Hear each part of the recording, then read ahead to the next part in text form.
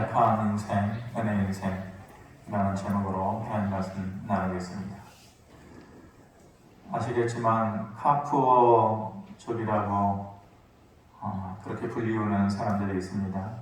카는 자동차고 어르신들이 많으니까, 푸어는 가난하다라는 뜻이죠. 또 가난한 사람. 카푸어다.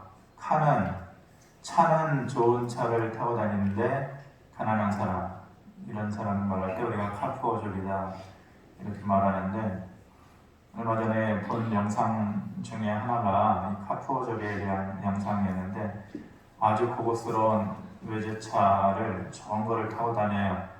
그런데 가난한데 그런 차를 타려니까 얼마나 똥구멍이 찢어지겠어요. 심각하게 들으실까봐 웃으라고 얘기한 거니까 한 분 웃으시나요? 예.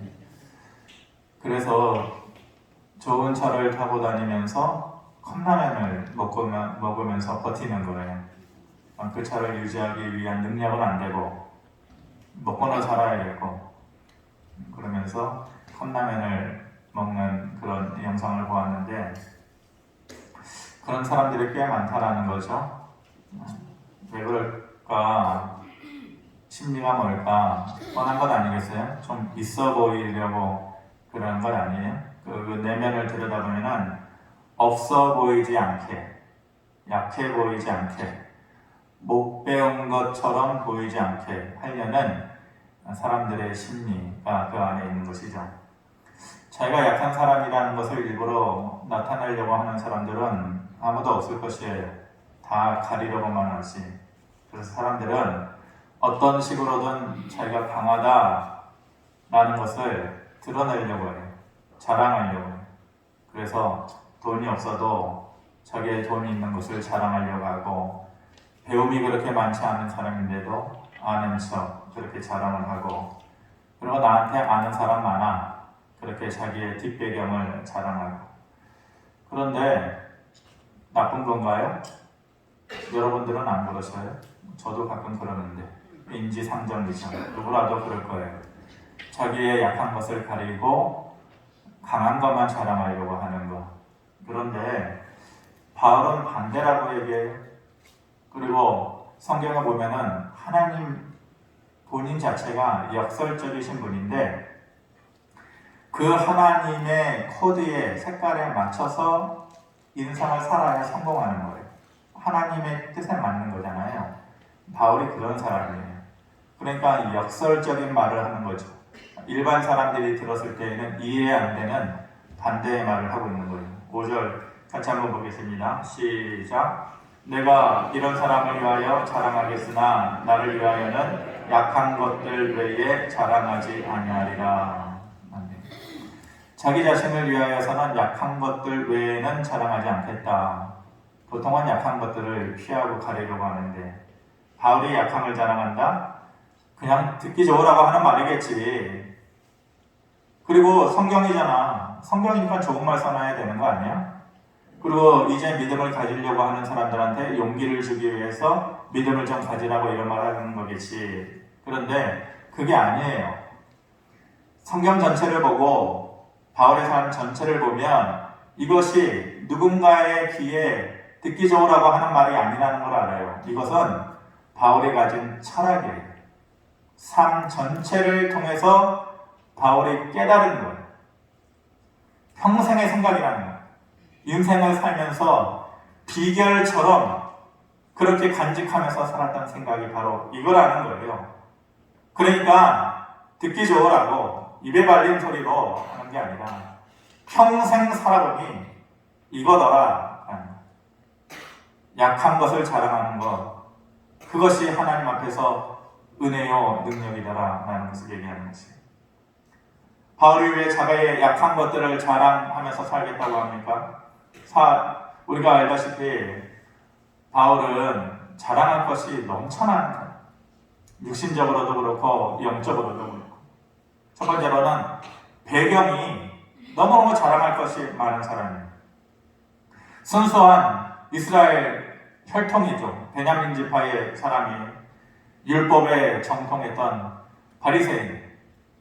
바리새파 사람이라는 것은 그 당시에 사회의 지도층에 있었던 사람을 얘기하는 것이, 그리고 학문적으로 너무너무 뛰어난 배경을 가지고 있었고 로마의 시민권자, 그러니까 금수저 중에서도 금수저, 더 이상 그의 이력서에 채울 것이 없을 정도로 꽉 찬 인생, 배경에 자랑할 것이 너무 많은 사람. 능력도 그래. 배경만이 아니라 그가 삶에서 경험했던 것, 능력, 이러한 자랑도 너무 많아요. 인간적인 능력이 아니라 영적인 능력을 경험했던 사람이에요. 믿음의 능력이 뛰어났던 사람이에요. 다메섹 도상에서 부활하신 주님을 만나잖아요. 거기에서 자기의 과거의 잘못된 삶을 뉘우치고, 그리고 눈 멀고 앞을 보지 못하고, 그런데 다시 하나님의 은혜로 눈 멀었던 인생에서 다시 눈을 뜨게 되어지는 특별한 경험을 했던 사람이에요. 보통 사람들은 하지 못하는 그런 경험을 했던 사람이에요. 사도행전 19장에 보면은 그 능력이 얼마나 뛰어났는지 제가 보기에는 예수님 방 가는 능력인 것 같아요. 바울이 가지고 있었던 손수건이나 그가 차고 있었던 앞치마를 버려두고 가면 사람들이 그것을 가져다가 아픈 사람 위에다가 얹어놓고 기도하며, 아픈 사람이 죽어가는 사람이 귀신 들린 사람이 귀신이 쫓겨나요. 그만큼 영적이고 믿음의 능력이 뛰어났던 사람이에요. 오늘 본문 다 읽지 않았지만 1절에서 4절을 보면은 다른 사람들이 절대 경험하지 못했던 연계의 세계, 초월적인 세계, 하나님께서 보여주신 그 환상, 신비한 경험을 누구보다도 많이 했던 사람. 요즘 이런 거 얘기하면 바울이라는 사람이 요즘에 현존하는 사람이라면 어땠을까요? 사람들이 개미떼처럼 몰려들었겠죠. 끊이지 않는 자랑거리가 넘쳐났던 사람이 바로 바울이에요. 뿐만 아니라 신약 성경의 대부분을 바울이 그것을 기록하고 있죠. 사복음서를 빼고 대부분은 서신서 아닙니까? 바울 서신과 일반 서신으로 나뉘는데 바울 서신이 훨씬 많아요. 신학의 대부분의 큰 흐름을 바울 신학을 따라서 가는, 그만큼 위대하고 바울을 빼고서는 말할 수 없는 정말로 대단한 사람. 그런데 그 자랑할 것 많았던 그 바울에게 하나님께서 육체의 가시를 주셨다, 그렇게 말합니다. 육체의 가시라는 것이 정확지는 않지만은 일종의 질병이었던 것 같아요. 안지를 겪었다, 누군가는 간질병이 있었다, 확인되지 않지만은 어찌되건 심각한 육체의 병이 있었다라는 거죠. 7절에 보니까 여러 계시를 받은 것이 지극히 크므로 너무 자만하지 않게 하시려고 내 육체의 가시 곧 사탄의 사자를 주셨으니 라고 말합니다. 사람이 끝까지 잘 나가면 언젠가는 무너지고 내려올 때가 있잖아요. 근데 하나님께서 왜 바울에게 육체의 가시를 주셨다 그럽니까? 자만하지 않게 하려고 그렇게 하셨다고 합니다. 그리고 바울은 그 현실, 자기의 육체의 가시를 이기기 위해서 3번 구하였다. 그런데 하나님께서 그 바울의 구함을, 기도를 외면해 주셨어요.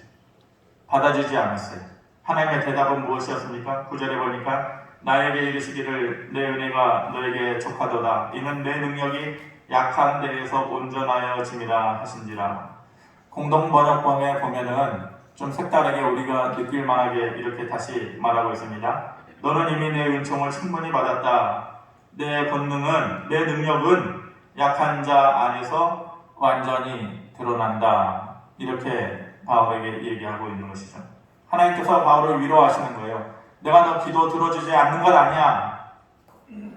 3번을 기도했다라는 것은 딱 3번 기도했다라는 게 아니에요. 딱 3번만 기도한 것이 아니라 진행형으로 계속해서 3번이라는 것은 아주 심각하게 계속해서 기도했다라는 것이겠죠. 근데 하나님께서 내가 너의 기도 들어주지 않는 것 아니야. 야, 사람이 어떻게 다 간직하고 살겠냐. 사람마다 부족한 것이 없이 어떻게 살겠냐. 그러니까 너의 부족한 것이라고 받아들이고 그냥 살아라. 이렇게 말씀하신 게 아니에요. 그렇게 얘기해도 충분히 이해할 만한데 하나님께서 바울에게 말한 것은 그 의도가 아니에요. 뭐라고 얘기하는 거예요? 너는 너 자신이 약하다고 생각하는 것이 힘들게만 느껴지네. 너가 지금 고통당하고 부족하고 어려움을 겪는 것이 힘들게만 느껴지네. 그렇지만 잘 들어라. 내가 가진 힘이라는 것, 하나님께서 보여줄 수 있는 능력이라는 것, 그 은혜라는 것은 부족한 자, 약한 자 안에서 더 잘 드러나는 거야. 그걸 알아라. 그걸 깨달아라. 그렇게 하나님께서 타이르듯이 바울에게 지금 얘기하고 있는 것입니다. 이 말은 강한 자 안에는 내가 강한 자 앞에서는 더 이상 보여줄 은혜가 없다라는 거예요. 내 앞에서 그 삶이 강한 자 앞에서는 그에게 나눠줄 능력이 없다라는 것이, 너가 약해져야 내 능력이 너의 삶에서 커진다라고 하나님께서 인생의 비결을 얘기해 주시는 것이죠. 그 말을 듣고 바울이 기뻐했다고 해요. 그리고 그가 가지고 있었던 약한 것들, 부족한 것들을 숨기지 않고 자랑하겠다, 그렇게 말해요. 왜 그렇게 말합니까? 자기가 약해져야 자기가 낮아져요. 그리스도의 능력이 비로소 자기 안에 머물 수 있다는 것을 깨달았다는 거예요. 이게 바울 인생의 평생을 살면서 그의 인생의 깨달음이라는 거예요. 약하다라는 것에 대한 사람의 생각과 하나님의 생각이 다른 거예요. 약하다. 쟤는 약해 보여. 저 사람은 약하니까 막대해도 돼. 이게 사람들의 생각이잖아요. 근데 약하다라는 것에 대한 하나님의 생각은 다르다는 거예요. 역설적으로 하나님은 반대의 생각을 가지고 있다는 것이에요. 하나님은 목적이 따로 있어요. 그 누군가를, 자기의 백성과 자기의 자녀가 약해지는 것에 대한 하나님의 의도, 하나님의 생각, 하나님의 목적이 따로 있다는 것이에요. 그 7절에서 우리가 봤듯이 자만하지 않게 하려는 것이 첫 번째 목적이에요. 1단계 첫 번째 목적이에요. 그 말은 다른 말로 하면 약함은 사람을 겸손하게 만드는 거죠. 그러니까 하나님께서 그 백성을 약해지게 하는 1단계 목적은 겸손해지게 하는 것이에요. 병이 들면 겸손해지고, 가난해지면 겸손해지고, 몸이 아프면 혈기가 왕성하다? 이런 말 다 쓸데없잖아요. 우리가 다 알잖아요. 몸이 아프면 미운 사람도 미운 짓 해도 신경 쓸 여력이 없어요. 그리고 배고픔이나 이런 것도, 걱정거리나 이런 것도, 누가 뭘 했다, 뭘 요구한다, 뭘 하려고 한다, 다 귀찮아요. 그렇지만은 그 안에는 약해지면서 자기 스스로 낮아지고 겸손해지는 뜻이 있는 것이고, 가난해져도 마찬가지예요. 가난함을 다 경험해 보셨죠? 처음부터 금수저로 태어나신 분 계신가요? 제가 보기에는 아무도 여기 없는 것 같은데, 가난할 때가 있었어요. 가난했기 때문에 부끄러울 때가 있어요. 부끄럽기 때문에 한없이 낮아질 때가 있어요. 그러면서 뭘 깨닫게 되는 거예요? 겸손해지게 되는 거죠. 그러니까 하나님께서 누군가를 약해지게 하실 때에는 1단계의 목적이 겸손해지게 하는 것이에요. 하나님께서 원하시는 것이 그거예요. 그 다음 단계가 중요해요. 그 다음 단계가 뭐냐? 하나님께서 자기 백성을 약해지게 하고 나서 얻는 게 뭐가 있어요? 얻는 거 없어요.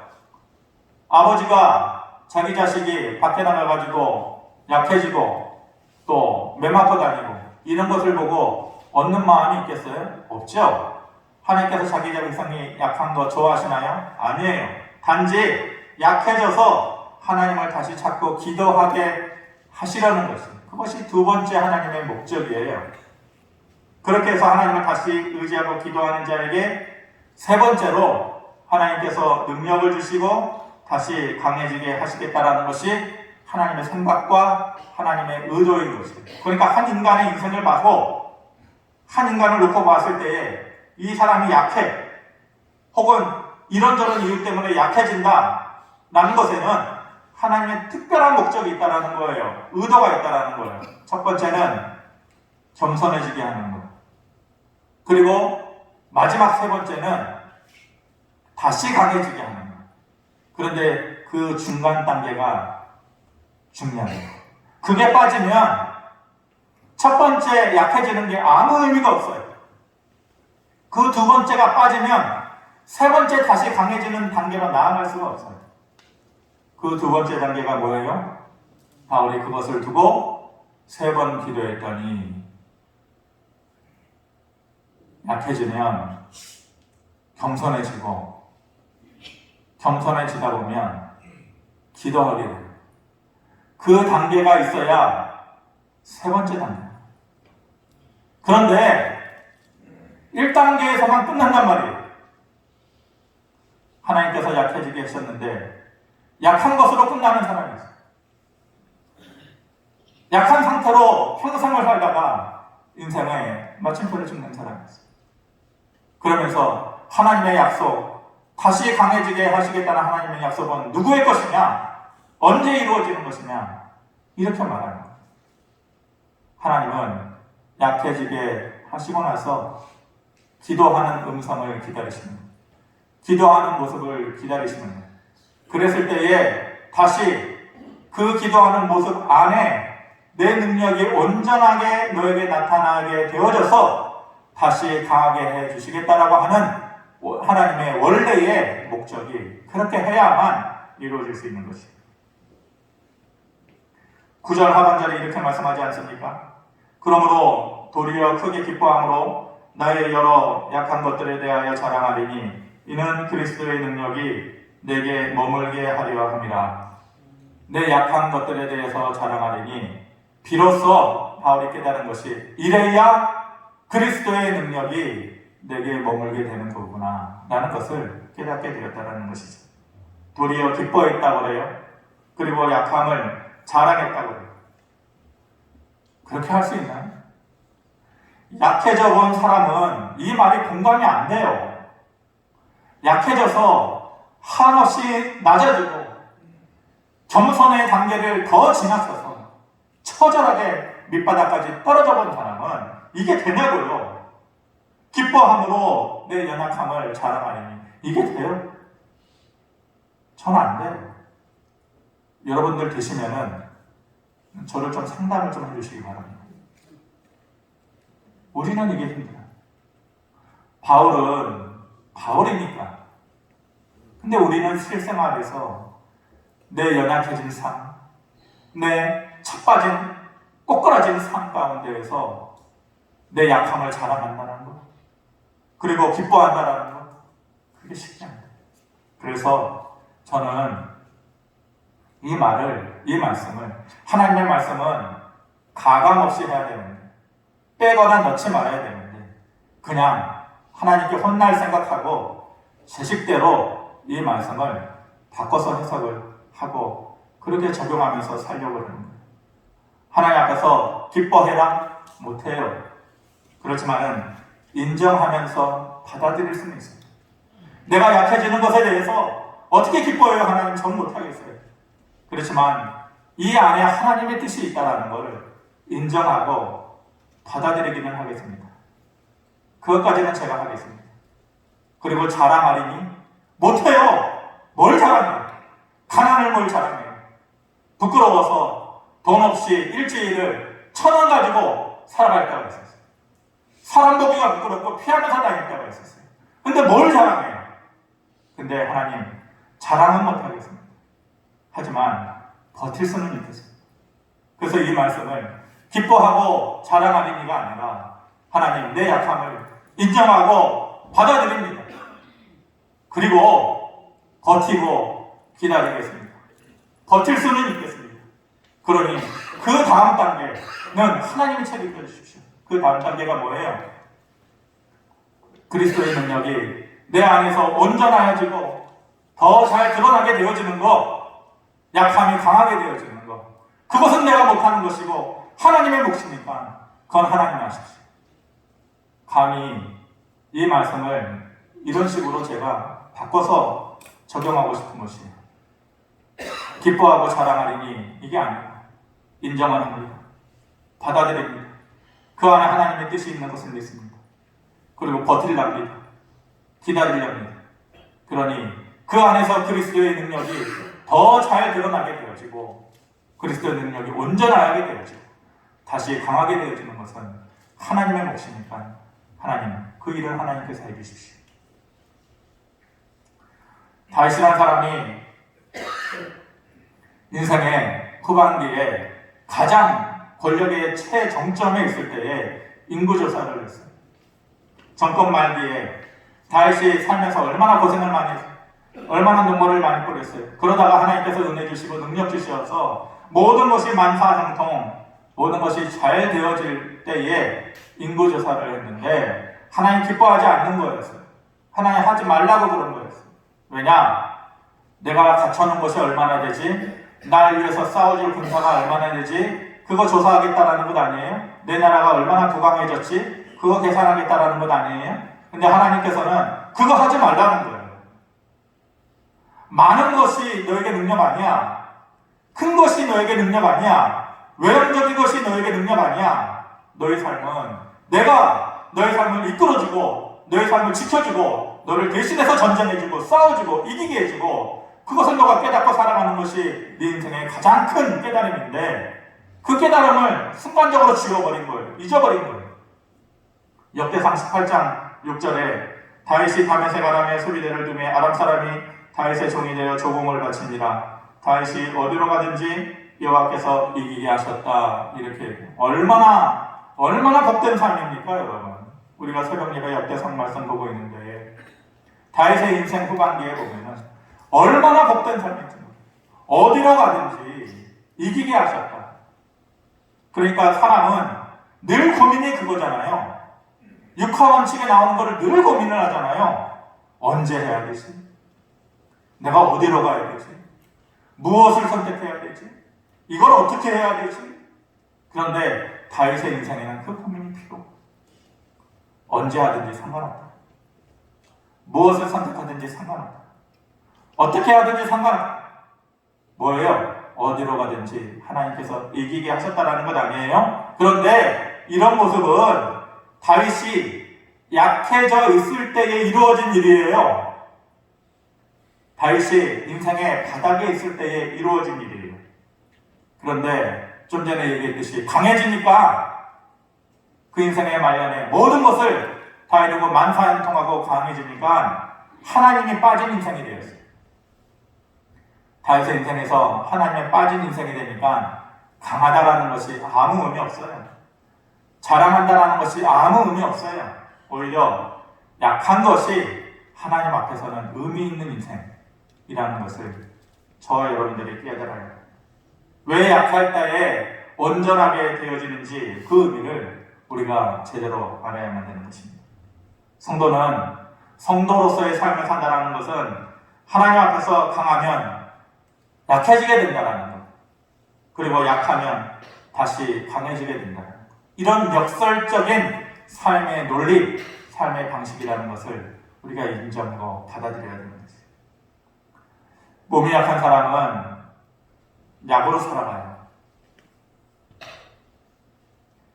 저는 약을 하나도 안 먹고 사는 분들 보면 참 부러워요. 그런데 약을 하나도 안 먹고 사는 분들은 감사해요. 그리고 하나님께 정말 감사하고 영광 돌려야 돼요. 그리고 해야 될 것이 있어요. 아, 약을 먹고 사는 사람들도 있구나.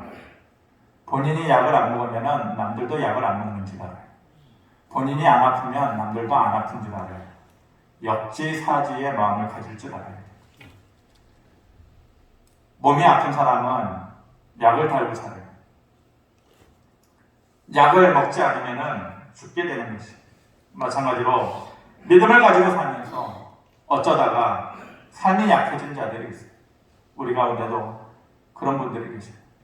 살다 보니 몸이 약해져서 약을 먹어야 되고 약을 의지하지 않으면 죽게 되는 것처럼 믿음 생활하면서 살다 보니 이래저래 약해지고 연약해지고 부끄러워지고 부족해질 때가 있는데 그런 사람들은 뭘로 살아가요? 약국 가서 약 받아올 수 있어요?